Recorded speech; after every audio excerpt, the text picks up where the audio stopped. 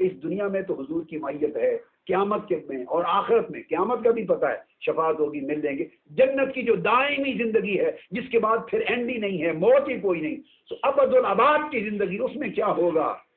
ہم تو حضور کا دیدار سے معروم ہو جائیں گے، تو انہیں جنت بھی مضطرب کرتی، پریشان کر دیتی کہ جنت کہیں حضور سے دور نہ کر دے، جنت حضور کی مجلس کی حاضری اور خطبت سے معروم نہ کر دے، جنت کا ہمارا درجہ اور آقا کا درجہ، جنت ہمیں حضور کے دیدار سے معروم نہ کر دے۔ انہیں جنت کے حصول کی وہ خوشی نہ تھی جتنا یہ غم اور فکر تھا کہ دیدار مصطفیٰ سے کہیں معرومی نہ ہو جائے۔ وہ غم، وہ فکر آقا کی بارگاہ میں پیش کیا، اس پر یہ آیت کریمہ اتری اور دائماً وہ حشاش بشاش اور شاداب ہو گئے، خوش ہو گئے۔ اور یہ صحیح مسلم کی حدیث ہے کہ صحابہ کرام جس کو موقع ملتا تو وہ طلب کیا کرتے، وہ سننے والی بات ہے۔ صحیح مسلم میں حدیث نمبر 499 489 صحیح مسلم کی حدیث ہے، صحیح ہے، اور نسائی شریف میں بھی ہے، دیگر کتب میں بھی آئی، اور یہ حدیث اس کے راوی حضرت ربیہ بن کعب الاسلمی رضی اللہ تعالیٰ عنہ، یہ حدیث کے راوی۔ اور پھر ائمہ تفسیر نے امام ابن جریر سے لے کر حافظ ابن کثیر تک سب نے، اور اس کے بعد بھی امام سیوطی تک سب نے روایت کیا ہے، مگر حدیث اصلاً صحیح مسلم کی ہے اور نسائی کی اور سیاستہ کی۔ حضرت ربیہ بن کعب اسلمی رضی اللہ تعالیٰ عنہ روایت کرتے ہیں، وہ کہتے ہیں کہ میں رات آقا علیہ السلام کی خدمت میں گزارتا، حضور علیہ السلام رات کو حضور کی خدمت کرنے کے لیے، رات کو آقا علیہ السلام کی نوکری کرنے کے لیے، آقا علیہ السلام اٹھتے تہجد کے لیے تو میں وضو، آپ کے وضو کے لیے پانی لوٹا بھر کے رکھ دیتا، آپ کے لیے مصلی بچھا دیتا، آپ کے جوڑے نالین اٹھا لیتا، آپ کی دیگر ضروریات کو رات کو پورا کرنے کی خاطر اس شوق میں رات آپ کی بارگاہ میں باہر بیٹھا، حضور اندر حجرہ مبارک میں ہوتے، میں دروازے کے باہر حضور کی بارگاہ میں وہاں رات گزارتا۔ تو میں ایک رات فَأَتَيْتُهُ بِوَضُوئِهِ وَحَاجَتِهِ، تو میں آقا علیہ السلام اٹھے وضو کے لیے، تہجد کے لیے، تو میں آپ کے لیے پانی لے کے حاضر ہوا، وضو کا پانی، اور آپ کی دیگر ضرورت کی چیزیں لے کے حاضر ہوا۔ ہر رات کا معمول تھا، تو آقا علیہ السلام ایک رات خوش ہو گئے، دریائے رحمت اور دریائے عطا جوش میں آ گیا، خوش ہوئے۔ فقال علی سل، اے ربیہ، خوش ہو گئے، مجھے فرمایا ربیہ آج مانگ لے جو مانگنا ہے۔ یہاں سے ایک عقیدے کا مسئلہ بھی واضح ہوا کہ آقا علیہ الصلوۃ والسلام کو اللہ رب العزت نے اتنے اختیارات بے حساب اور اتنے اختیارات بے انتہا عطا کیے تھے کہ جب موج میں آتے تو آپ صحابہ سے بھی فرماتے سل مانگ لو جو مانگنا ہے مجھ سے، مانگ لو۔ اور جو روایت ہے امام نسائی نے کی ہے، اس کے الفاظ ہیں، آپ نے فرمایا سلنی، اے ربیہ مجھ سے مانگ لے جو مانگنا ہے، مجھ سے مانگ لے جو مانگنا ہے۔ تو گویا حدیث نبوی صلی اللہ علیہ وسلم کی روح سے اور سنت نبوی کی روح سے، اس حکم سے، یہ حضور کا حکم ہے، اس سے براہ راست حضور علیہ السلام سے مانگنا بھی سنت بن گیا۔ لوگ نادانی میں اس کو شرک سمجھ بیٹھتے ہیں اور وہ سمجھتے ہیں کہ صرف اللہ سے مانگنا چاہیے، حضور علیہ السلام سے نہیں مانگ سکتے۔ اس غلط فہمی کو ہمیشہ کے لیے دور کر دیں، ہمیشہ کے لیے دور کر دیں۔ یہ ان لوگوں کے ذہنوں میں پیدا ہوئی، یا ان لوگوں نے پیدا کی جو مقام توحید اور مقام رسالت کا رشتہ نہیں سمجھتے، جو اللہ اور اللہ کے رسول کے مابین جو نسبت اور تعلق ہے اور جو قربت ہے اس کو، اس کے حکم کو نہیں سمجھتے، جو اہل تفریق ہیں وہ ان کو مغالطہ ہوتا ہے، جو اہل توحید ہیں ان کو مغالطہ نہیں ہوتا۔ تو یہ امام نسائی کی روایت ہے، فرمایا آقا علیہ السلام نے سلنی مجھ سے مانگ لے، تو حضور کی حدیث اور سنت سے ثابت ہو گیا کہ حضور علیہ السلام سے بھی براہ راست مانگنا یہ نہ صرف جائز ہے بلکہ سنت ہے، آقا علیہ السلام کا حکم ہے۔ حضور سے مانگنا یہ اللہ سے مانگنے سے الگ نہیں ہے، اللہ ہی سے مانگنا ہوتا ہے، کیونکہ آقا علیہ السلام اللہ کی ذات کے مظہر ہیں۔ آپ سے سوال کرنا بھی اسی شان کی مظہریت ہے اور آپ کا عطا کرنا بھی اسی شان کی مظہریت ہے۔ یہ مانگنا آقا کا بدرجہ وسیلہ ہوتا ہے، یہ وسیلہ کے درجہ میں ہوتا ہے، مجاز کے درجہ میں ہوتا ہے۔ تو حضور سے مانگنا بھی اللہ سے مانگنا ہوتا ہے، مگر آپ ایڈریس کر سکتے ہیں، یا رسول اللہ میں آپ سے یہ مانگتا ہوں، مجھے یہ عطا کر دیجیے، کہہ سکتے ہیں، کیونکہ آقا علیہ السلام نے خود فرمایا سلنی مانگ لے مجھ سے۔ اس پر حضرت ربیہ بن کعب الاسلمی رضی اللہ تعالیٰ عنہ نے مانگا۔ اب ان کے کلمات بھی سنیے۔ فقلت یا رسول اللہ، تو میں نے عرض کیا یا رسول اللہ انی اسألک مرافقتک فی الجنہ۔ اب یہ الفاظ ہیں صحیح مسلم کے صحیح نسائی کے ہر کتاب حدیث میں جہاں یہ روایت آئی ہے، حضرت ربیعہ نے عرض کیا یا رسول اللہ میں آپ سے مانگتا ہوں، میں آپ سے طلب کرتا ہوں، آپ سے سوال کرتا ہوں یا رسول اللہ، کس چیز کا؟ کہ مجھے آپ جنت میں اپنی رفاقت و سنگت عطا کر دیں۔ جیسے یہاں دنیا میں آپ کی نوکری کرتا ہوں، راتوں کو اٹھ اٹھ کے آپ کے مسلح بچھاتا ہوں، آپ کے پانی کے لوٹے بھرتا ہوں، آپ کی نوکری چاکری کرتا ہوں، آپ کے جوڑے اٹھاتا ہوں، آقا یہی نوکری مجھے اپنی جنت میں بھی عطا کر دیں، اپنی یہی نوکری، اپنی یہی چاکری مجھے جنت میں بھی دے دیں۔ اور لفظ انی اسألک یا رسول اللہ، آپ سے سوال کرتا ہوں، آپ سے مانگتا ہوں، یہ بھی نہیں کہا کہ میں آپ کے وسیلے سے اللہ سے مانگتا ہوں، آپ کے واسطے سے اللہ سے مانگتا ہوں، آپ کا نام لے کر اس کی برکت سے اللہ سے سوال کرتا ہوں، یہ بھی نہیں کہا۔ ڈائریکٹلی حدیث انی اسألک، آپ سے مانگتا ہوں اور آپ کی نوکری اور چاکری اور رفاقت و سنگت جنت میں۔ گویا ایک سوال میں حضور سے مانگا، اور مانگا بھی حضور سے، نہ صرف جنت میں اپنی میت حضور کے ساتھ مانگی، حضور سے جنت بھی مانگ لی اور جنت میں حضور کی نوکری بھی مانگ لی، سارا کچھ مانگ لیا۔ تو آقا علیہ السلام نے پوچھا یہ تو دے دوں گا، اس پر جواب دیا آقا علیہ السلام نے او غیر ذالک، اے ربیہ آج دریائے رحمت اور دریائے عطائے مصطفیٰ جوش میں ہے، تیری نوکری تیری خدمت دیکھ دیکھ کر، اس کے علاوہ بھی کچھ مانگنا ہے تو مانگ لے۔ کیا مطلب ہوا اس کا؟ اس کے علاوہ بھی کچھ مانگنا ہے تو مانگ لے، اس کا مطلب ہے کہ یہ دے دوں گا، یہ تمہیں عطا کر دیا، اب اس سے علاوہ سوا بھی کچھ علاوہ بھی مانگنا ہے تو مانگ لے۔ قلت هو ذاک یا رسول اللہ، بس یہی کافی ہے۔ سب کچھ، کسی شاعر نے کیا خوب کہا، سب کچھ خدا سے مانگ لیا تجھ کو مانگ کر، سب کچھ خدا سے مانگ لیا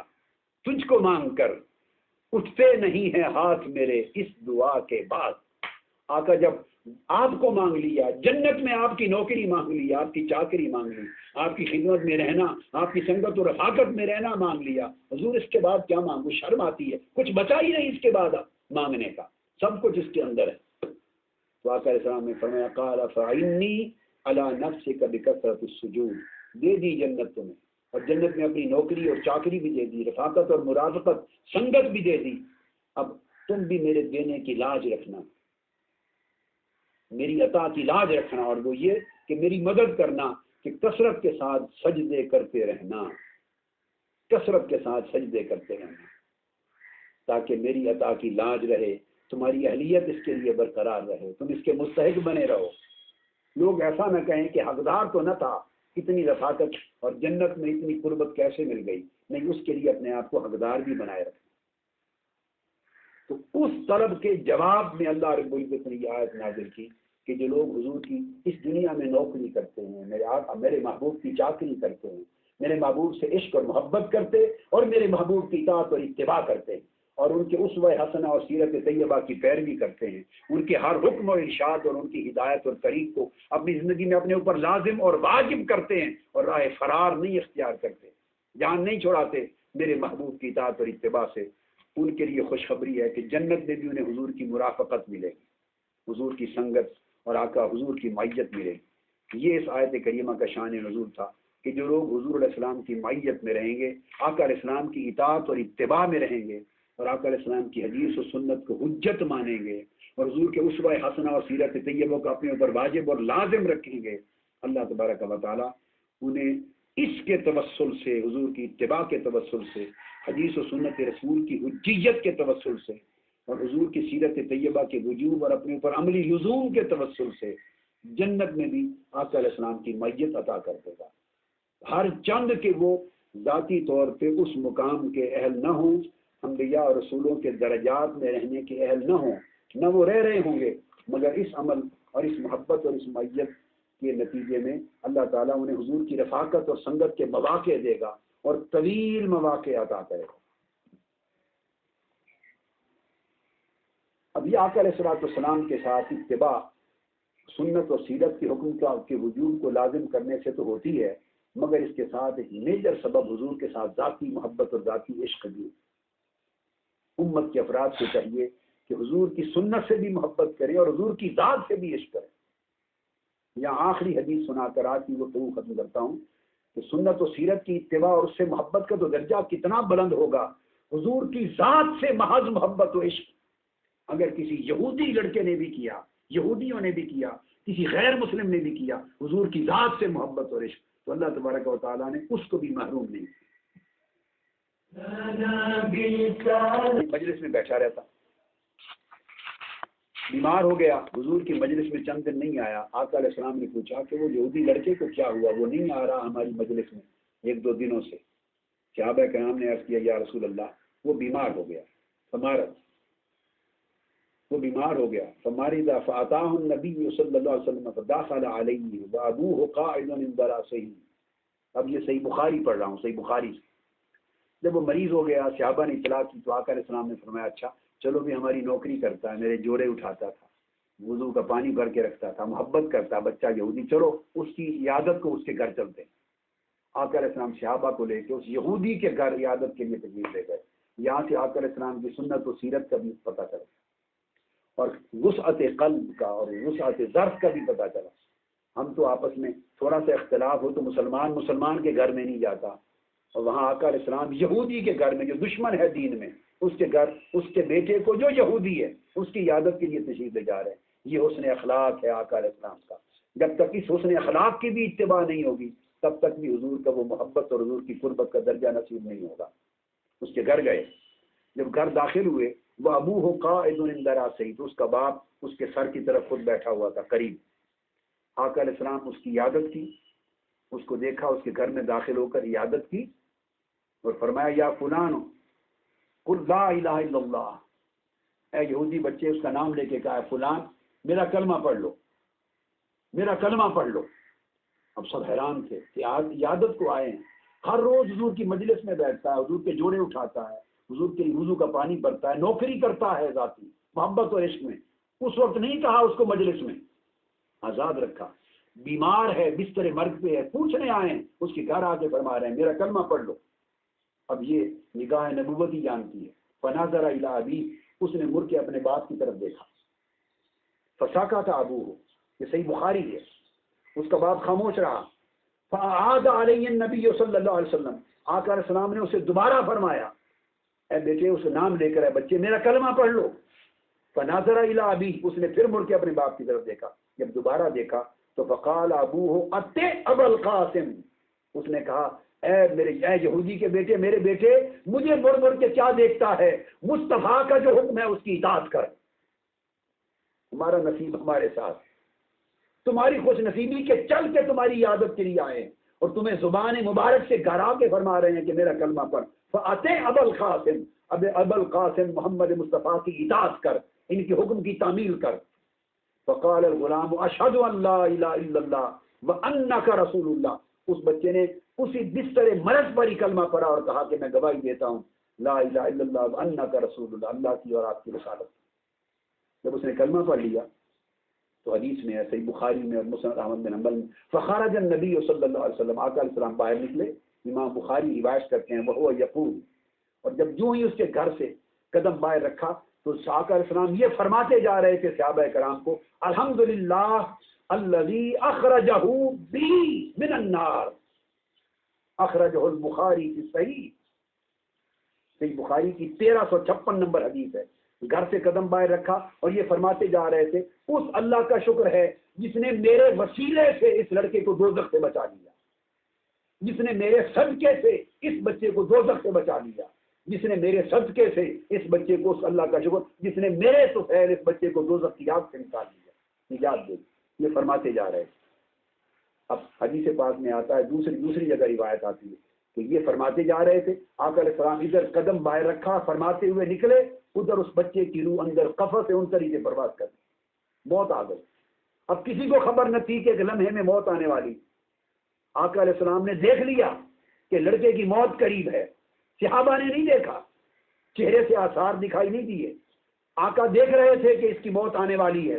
اور حضور کی رحمت نے، حضور کی سخاوت نے، حضور کی عطا نے، حضور کی عظمت نے یہ گوارا نہ کیا کہ میرے جوڑے اٹھاتا رہا ہو، میرے جوتے، میرے نارین اٹھاتا رہا ہو، میرے وضو کے لوٹے بھرتا رہا ہو، کرتا رہا ہو میری نوکری اور جائے جہنم میں۔ یہ حضور کی رحمت اور شفقت نے گوارا نہیں کیا، اس لیے کھڑے ہو گئے، فرمایا میرا کلمہ پڑھ لے